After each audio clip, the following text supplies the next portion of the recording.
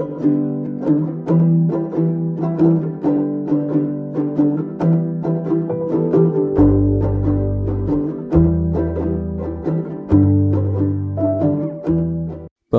buku paket Matematika kelas 7 SMP atau MTS semester 2 tahun edisi revisi 2017. Bab 9. Penyajian data. Uji kompetensi 9 halaman 328 soal uraian nomor 1. Perhatikan diagram batang berikut. Untuk soal yang A, tentukan banyak siswa laki-laki. Untuk yang B, tentukan banyak siswa perempuan. Baik, jadi di sini bisa dilihat untuk diagram batangnya ini ada dua. Ada laki-laki yang biru dan ada perempuan yang merah. Di sini dari 7A sampai dengan 7F. Maka di sini banyak semua siswa laki-laki. Ini akan kita beri garis bantu agar di sini lebih memudahkan. Pertama-tama ini ada 14, kemudian ditambah 15, ditambah 11, ditambah 12, ditambah 15, ditambah 17. Sehingga apabila dijumlah hasilnya 84.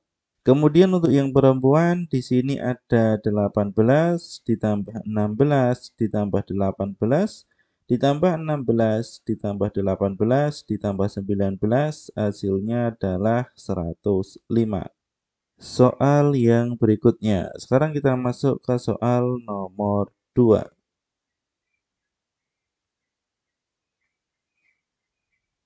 Banyaknya penduduk dari suatu kecamatan seperti ditunjukkan dalam tabel di bawah ini. Untuk soal yang A, buatlah diagram batang dan diagram garis dari data tersebut. Baik, jadi di sini bisa dilihat ini adalah banyak penduduk dan di sini ada nama desa. Kemudian di sini ada laki-laki dan perempuannya. Apabila di sini kita membuat diagram batang dan diagram garis, kurang lebih adalah seperti ini. Jadi di sini kita mengambil skala 500. Jadi di sini 0, 500, 1000, 1500, 2000, 2500 dan 3000. Kemudian untuk Sidomulyo di sini 1250 dan 1550. Ini terletak di antara 1000 dan 1500. Untuk 1550 di sini 1500 lebih sedikit. Kemudian di sini juga ada 2050. Jadi di sini 2000 lebih sedikit. Kemudian 2400 ini hampir mendekati 2500 untuk desa Kedung Jajang. Begitu seterusnya sampai desa Merjosari, di sini ada 1900, ini hampir mendekati 2000 dan juga 2350, ini di antara 2000 dan 2500. Ini untuk diagram batangnya. Kemudian untuk diagram garisnya kurang lebih adalah seperti ini. Jadi di sini untuk diagram garisnya di sini ada Sidomulyo, Kedung Jajang, kemudian Sumberjo, Arjopuro, Sidomakmur, dan Merjosari. Kemudian di sini dibuat garis dari titik-titik puncak ini tadi. Untuk yang biru di sini laki-laki dan yang merah di sini perempuan. Kemudian apabila kita perkecil dari diagram garis dan diagram batang, hasilnya adalah seperti ini. Jadi di sini diagram garis dan diagram batangnya kurang lebih seperti ini. Kemudian untuk yang B, apa kesimpulan tentang banyaknya penduduk laki-laki dan perempuan dari setiap desa? Jadi di sini kesimpulannya itu adalah banyak penduduk laki-laki lebih sedikit daripada banyak penduduk perempuan setiap desa. Karena di sini membandingkan penduduk laki-laki dan perempuan di setiap desa. Kemudian juga selain laki-laki lebih sedikit, ini adalah banyak penduduk perempuan lebih banyak daripada banyak penduduk laki-laki di setiap desa. Jadi di sini perempuannya di setiap desa selalu lebih banyak daripada laki-lakinya. Soal yang berikutnya. Sekarang kita masuk ke soal nomor 3. Perhatikan diagram garis berikut ini. Baik, jadi di sini bisa dilihat ini adalah nilai tukar rupiah terhadap dolar Amerika. Ini dalam bentuk diagram garis. Untuk soal yang A, tentukan besar kenaikan nilai tukar rupiah terhadap dolar AS pada hari Senin sampai hari Minggu. Jadi di sini hari Senin 13.750, hari Minggu di sini ada 13.990. Apabila di sini kita menggunakan cara cepatnya, tinggal di sini dikurangi saja. Ini adalah kenaikan dari Senin sampai Minggu. Ini adalah 13.990 dikurangi 13.750. Hasilnya adalah 240. Kemudian untuk yang B, tentukan besar kenaikan nilai tukar rupiah terhadap dolar AS dari hari Rabu sampai hari Sabtu.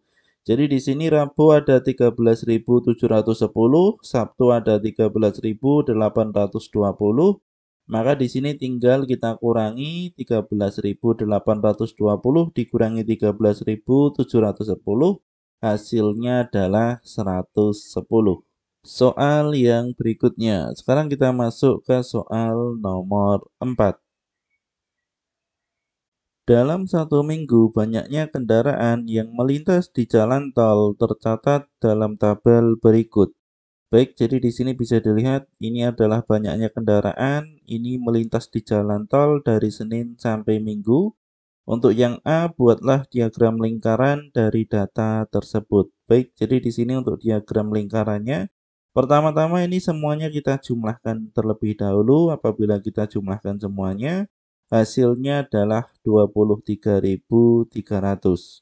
Sehingga di sini untuk cara membuat diagram lingkarannya, pertama-tama kita mulai dari Senin, sama dengan di sini 2.550 dibagi dengan 23.300 dikali 360 derajat. Hasilnya itu adalah 39,40 derajat. Ini kita ambil dua angka di belakang koma. Kemudian untuk yang berikutnya untuk Selasa ini 3.500 dibagi dengan 23.300 dikali 360 derajat. Hasilnya ini adalah 54,08 derajat. Begitu seterusnya Rabu, Kamis, Jumat, Sabtu, dan Minggu. Minggu ini ada 5.600 per 23.300 dikali 360 derajat. Hasilnya adalah 86,52 derajat. Baik, untuk jawaban ini akan kita kunci dan kita pindah di sebelah sini. Sehingga di sini untuk diagram lingkarannya kurang lebih adalah seperti ini. Jadi ini ada Senin, Selasa, Rabu, dan seterusnya sampai dengan Minggu. Ini ada 39,40 derajat, 54,08 derajat, dan seterusnya sampai 84,52 derajat. Kemudian untuk yang B, tentukan persentase banyak kendaraan setiap hari dalam sepekan. Untuk persentase, ini caranya sama dengan soal yang A terlebih dahulu tadi. Jadi di sini perbedaannya 360 derajat diganti dengan 100%. Sehingga di sini jawabannya Senin 10,94%. Kita ambil dua angka di belakang koma. Kemudian untuk Selasa di sini ada 3.500 per 23.300 dikali 100%. Hasilnya adalah 15,02%. Begitu seterusnya sampai hari Minggu 5.600 per 23.300 dikali 100%. Hasilnya adalah 24,03%.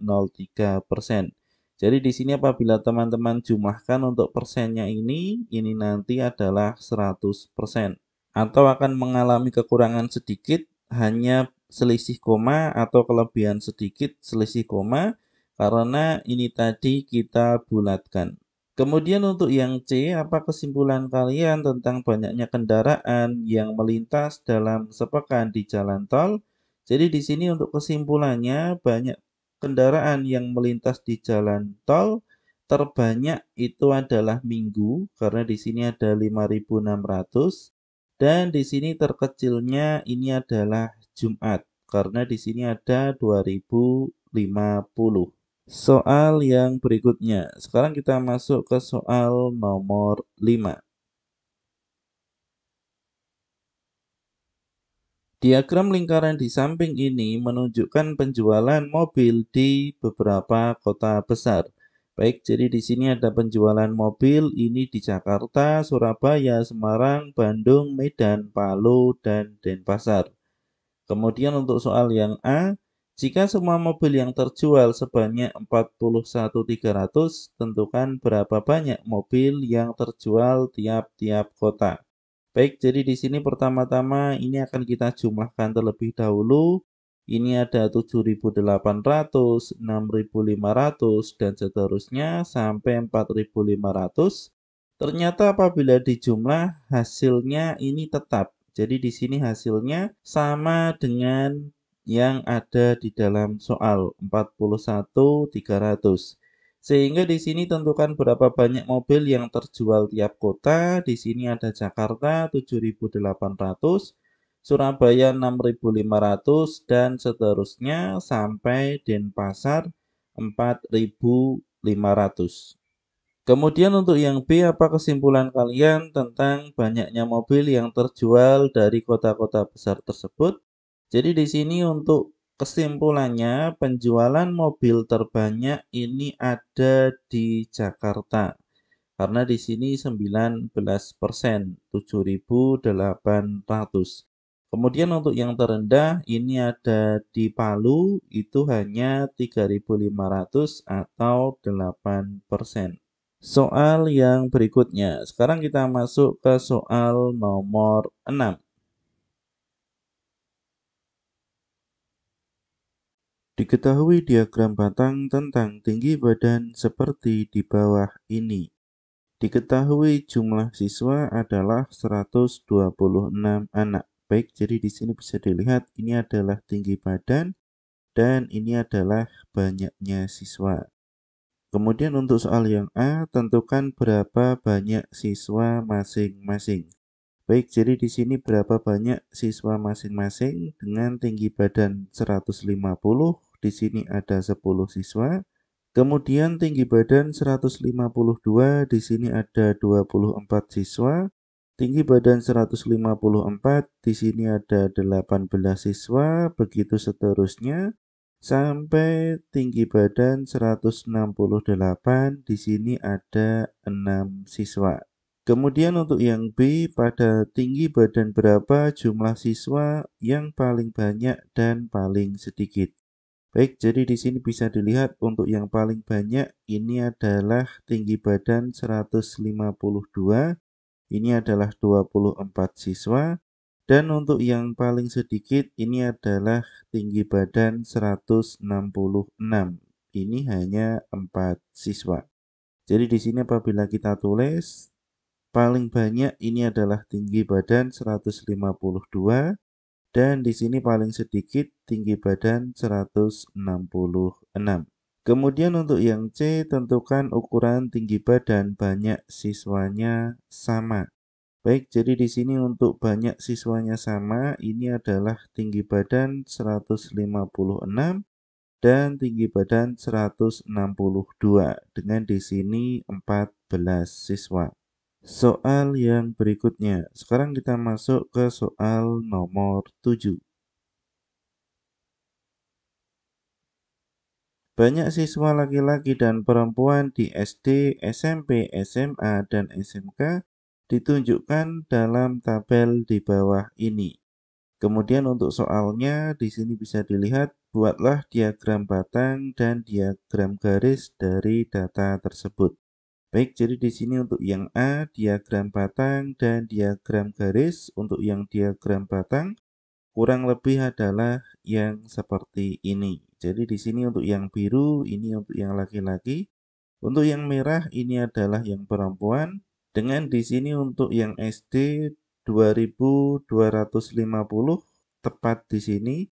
Di antara 2.500 dan 2.000, kemudian 2.300 ini lebihnya sedikit.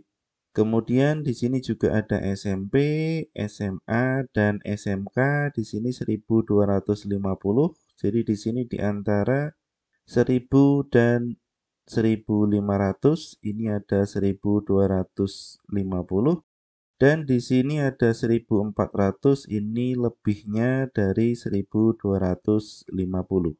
Kemudian untuk yang berikutnya untuk diagram garis.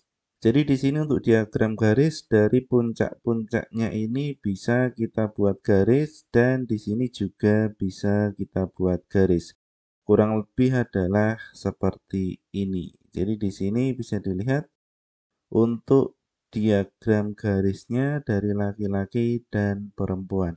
Kemudian untuk yang B, buatlah diagram lingkaran dari data tersebut. Baik, jadi di sini untuk diagram lingkarannya, ini kita bisa menggunakan derajat ataupun persen. Ini saya pilih saja untuk menggunakan persen. Pertama-tama ini kita jumlahkan terlebih dahulu untuk yang laki-laki, kita gunakan persen karena di sini lebih mudah. Jadi di sini 2250 dibagi jumlah seluruhnya dikalikan 100%. Hasilnya nanti 33,0 sekian, saya ambil dua angka di belakang koma, kita bulatkan. Kemudian untuk SMP di sini 1750 per 6800 dikali 100%, hasilnya 25,73%. Kemudian ada SMA dan SMK. Maka jawaban ini akan kita kunci sehingga di sini untuk diagram lingkarannya kurang lebih adalah seperti ini. Dengan di sini SD, SMP, SMA, dan SMK. Ini untuk yang laki-laki. Kemudian untuk yang perempuan, ini caranya juga sama, dijumlahkan terlebih dahulu. Kemudian di sini 2300 per 7600 dikali 100%, hasilnya 30,26%. Begitu pula seterusnya sampai ke SMK. Sehingga apabila ini kita kunci, kita pindah di sebelah sini, maka diagram lingkarannya kurang lebih adalah seperti ini. Dengan di sini SD, SMP, SMA, dan SMK. Kemudian untuk soal yang C, apa yang dapat kalian simpulkan dari ketiga diagram tersebut? Baik, jadi di sini kesimpulannya dari tiga diagram tersebut. Yang pertama-tama untuk diagram batang ini yang paling tepat digunakan. Karena di sini untuk membandingkan SD, SMP, SMA, dan SMK, jadi di sini ada 4 dan di sini ada dua data, laki-laki dan perempuan, sehingga di sini yang paling tepat digunakan. Kemudian untuk diagram garis, di sini kurang tepat karena datanya ini bukan berkelanjutan atau bukan kontinu, sehingga ini kurang tepat menggunakan diagram garis. Untuk diagram garis biasanya digunakan untuk mengukur. Semisal di situ adalah pendapatan dari bulan 1 sampai bulan 12 atau berat badan dari bulan 1 sampai bulan 10 dan seterusnya. Intinya di sini untuk data yang kontinu atau berkelanjutan.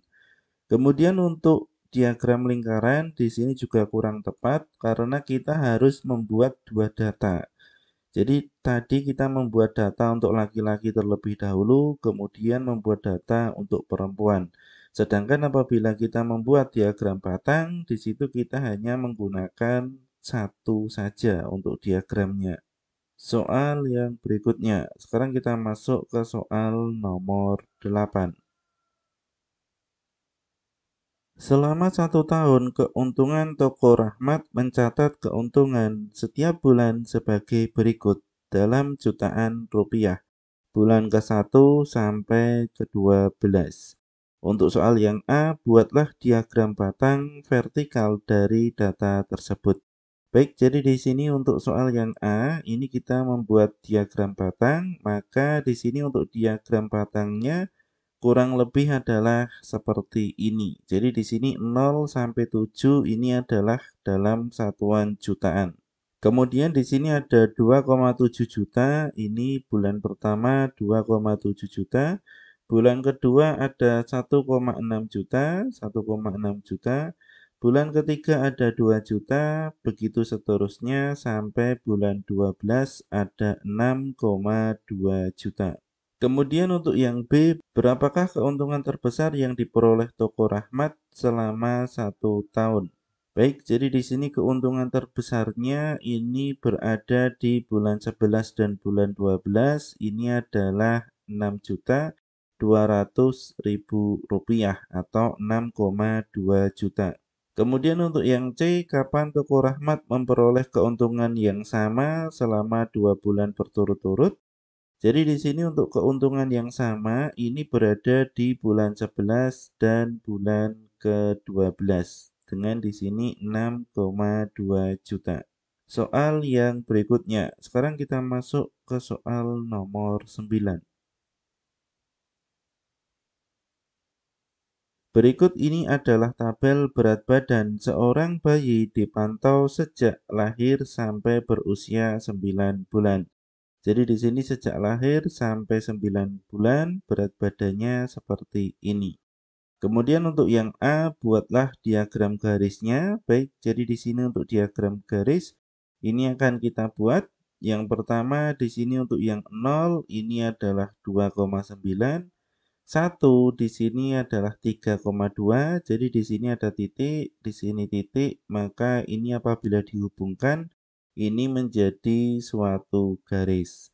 Kemudian 2 di sini ada 4,2, di sini juga dihubungkan.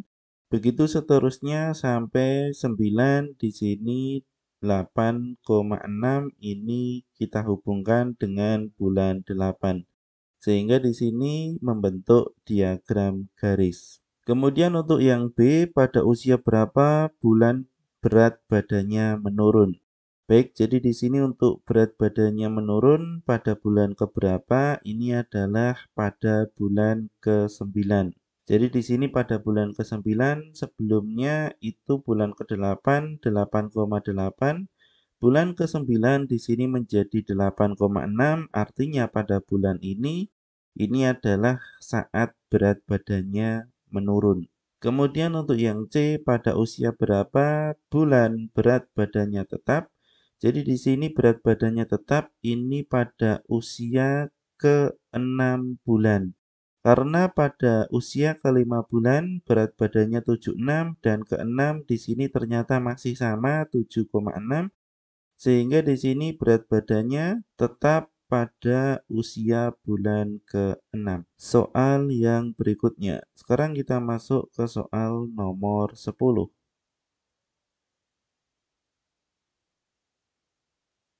Tabel berikut menunjukkan banyaknya siswa di suatu kabupaten. Baik, jadi di sini siswa di kabupaten ada SD, SMP, dan SMA. Untuk yang A, buatlah diagram lingkaran untuk data tersebut. Baik, jadi di sini untuk diagram lingkarannya, ini saya pilih yang mudah, ini dengan menggunakan persen. Sehingga di sini pertama-tama ini kita jumlahkan terlebih dahulu, maka di sini untuk yang SD, 4.850 dibagi 10.950 dikali 100%. Hasilnya adalah 43,83%. Ini saya ambil dua angka di belakang koma dan ini kita bulatkan. Kemudian untuk SMP di sini caranya sama, hasilnya 35,16% dan SMA di sini 20,55%. Sehingga di sini untuk diagram lingkarannya kurang lebih adalah seperti ini. Kemudian untuk yang B, berapa persen siswa yang menyelesaikan sampai pada tingkat SMP? Baik, jadi di sini sampai menyelesaikan pada tingkat SMP ini ada 35,16%. Kemudian berapa persen siswa yang menyelesaikan sekolah sampai pada tingkat SMA? Ini ada 20,55%. Semoga bermanfaat. Kami dari channel Belatik. Terima kasih sudah menonton video ini. Bagi kalian yang ingin mendukung kami, silahkan cek di kolom deskripsi.